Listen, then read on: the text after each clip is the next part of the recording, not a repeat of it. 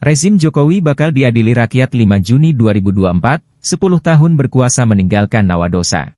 Baik-baik saja, saudara-saudara. Ada segelintir oknum yang mencoba memainkan narasi-narasi politik untuk memenangkan salah satu paslon. Baik, kasihlah Tuhan Allahmu dengan segenap jiwamu, dengan segenap kekuatanmu, dengan segenap akal budimu. Yang paling utama adalah kasihlah sesama manusia atas dirimu sendiri. Dengan ucapan Bismillahirrahmanirrahim, Assalamualaikum warahmatullahi wabarakatuh. Lagi-lagi kami mewakili Komisi Politik Pengurus Besar HMI-MPO tadi siang telah melakukan unjuk rasa di depan Mabes Polri, tetapi kemudian kami terketut hati untuk mendatangi DPR RI untuk menyampaikan hasil kajian kami di dalam Komisi Politik PPHMI-MPO.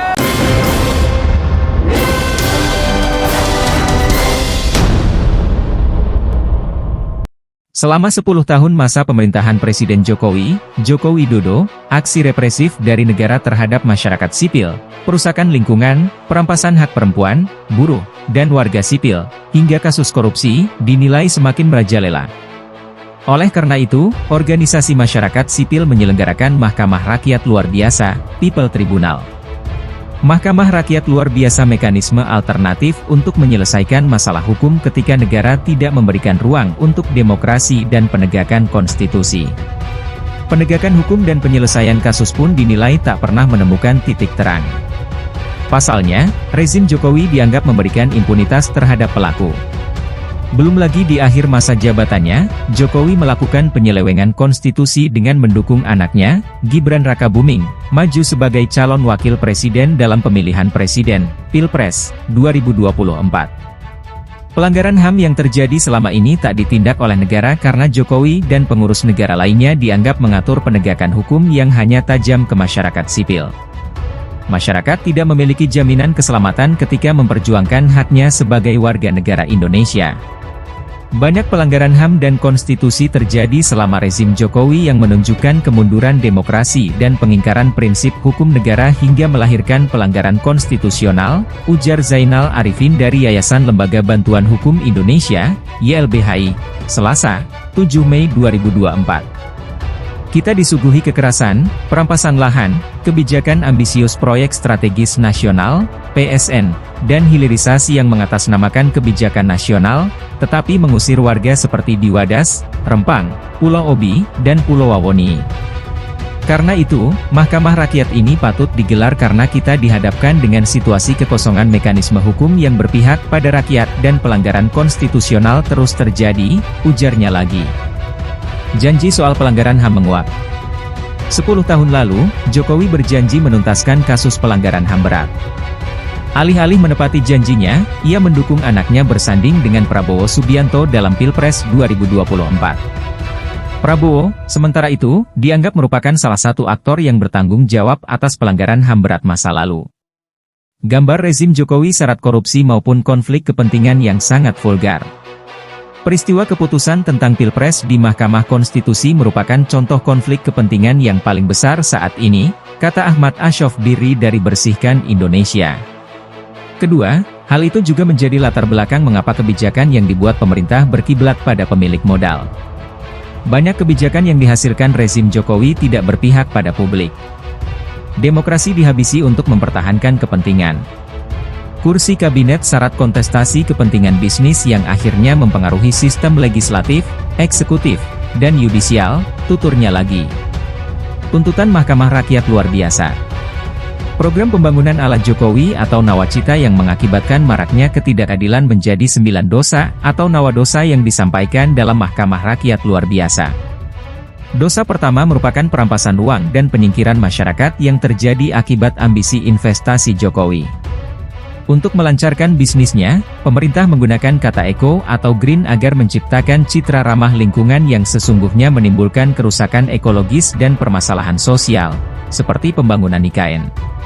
Kedua, kekerasan, persekusi, kriminalisasi, dan diskriminasi terhadap masyarakat yang menuntut dan membela haknya, seperti kasus Wadas, Rempang, hingga kriminalisasi buruh.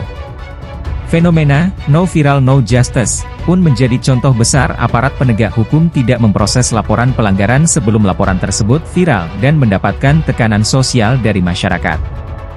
Ketiga, kejahatan kemanusiaan dan pelanggengan impunitas yang menunjukkan hukum tajam ke bawah selama era Jokowi. Kasus kekerasan terhadap masyarakat di Papua hingga peristiwa Kanjuruhan yang menelan ratusan korban jiwa menjadi contoh nyata impunitas yang membuat kasus pelanggaran hak sipil tak pernah dituntaskan akibat pembiaran dari pemerintah. Impunitas yang melenggang bebas selama rezim ini memberikan ruang untuk melakukan kesalahan secara terus-menerus karena tidak ada mekanisme penghukuman. Karenanya, pelanggaran HAM yang terjadi difasilitasi oleh negara. Maka, penyelesaian harus diserahkan pada mekanisme yang disepakati oleh rakyat untuk menghapus kultur impunitas dan menuntut pertanggungjawaban atas pelanggaran dan kejahatan HAM berat, ujar Dimas Bagus Arya dari Kontras. Keempat, komersialisasi, penyeragaman, dan penundukan sistem pendidikan yang mengakibatkan carut-marutnya sistem akademik di Indonesia. Pendidikan yang menjadi hak dasar setiap warga justru dikomersialisasi dengan biaya pendidikan yang mahal dan berbanding terbalik dengan kesejahteraan guru.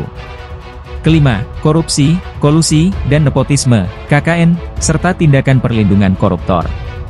Penindakan yang lemah bagi para koruptor, pemecatan pegawai KPK yang menolak upaya penggembosan KPK, hingga perkawinan Ketua Mahkamah Konstitusi dengan keluarga Jokowi menjadi bukti bobroknya sistem hukum di Indonesia.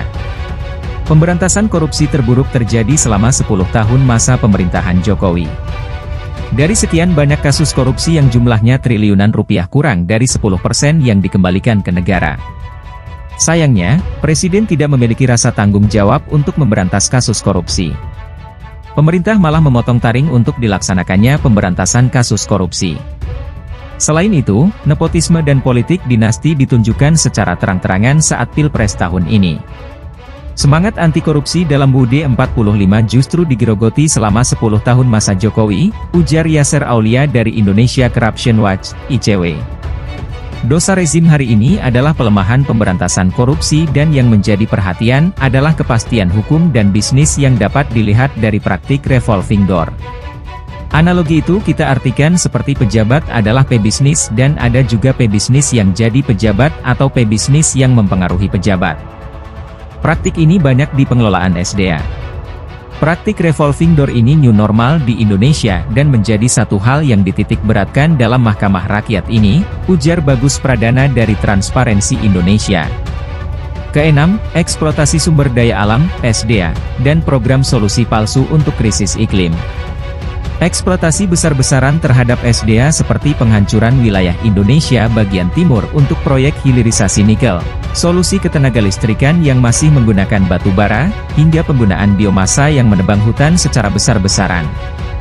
Hari ini kita kembali berduka karena lubang tambang di Samarinda, Kalimantan Timur kembali menelan korban jiwa, yaitu 2 pelajar berusia 9 tahun.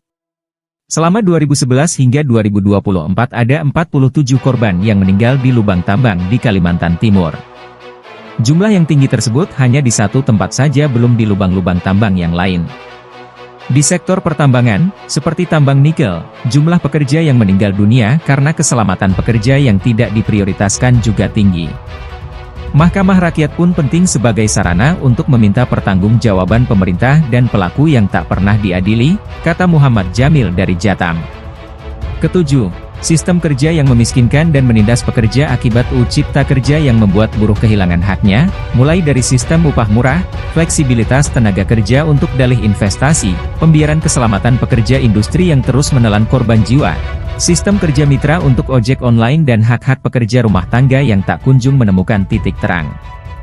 Kedelapan, pembajak legislasi, seperti UU ITE, Omnibus Law, Ban Tanah, Perpu Ormas, UU Minerba, hingga RUU yang mempersempit demokrasi dan meningkatkan kekerasan atas masyarakat sipil.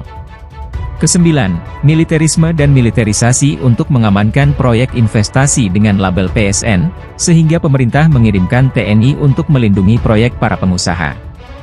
10 tahun masa pemerintahan Jokowi banyak meninggalkan nawa dosa. Berangkat dari sini, rakyat akan menggugat pemerintahan rezim Joko Widodo dalam Mahkamah Rakyat, ujar Meila Nurul Fajriah dari LBHI. Pekan ini, Mahkamah Rakyat akan memanggil secara resmi lewat surat dan yang tergugat harus menjawab panggilan kami. Mahkamah Rakyat akan dilaksanakan pada 5 Juni 2024 dan akan menghadirkan para tergugat. Hakim dari mahkamah ini bukan dari Mahkamah Konstitusi, tapi hakim dari perwakilan masyarakat yang memang tahu kondisi faktual yang terjadi saat ini, tuturnya lagi.